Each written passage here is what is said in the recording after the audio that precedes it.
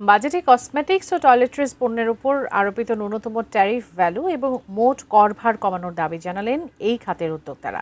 তা না হলে চোরাচালান বাড়া এবং সরকার রাজস্ব হারাতে পারে বলে আশঙ্কা করছেন এ খাতের উদ্যোক্তারা।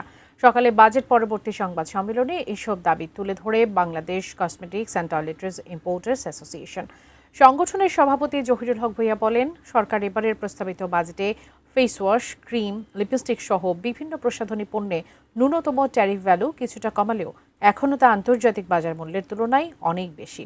এর ফলে বৈধভাবে অর্থ পাচারের সুযোগ তৈরি হয়েছে বলে আশঙ্কা করছেন তারা। তাই ট্যারিফ ভ্যালু আরও কমানোর দাবি তাদের। পাশাপাশি এসব প্রসাধনী পণ্যের মোট কার্যকর কর হার 189% বেশি হওয়ায় এসব পণ্য চোরাচালানের মাধ্যমে দেশে ঢুকবে। ফলে ব্যবসায়ীদের ক্ষতির পাশাপাশি সরকার বড় ধরনের রাজস্ব হারাবে বলে মত তাদের। যেমন মোট কার্যকর করভার আছে 189.20%।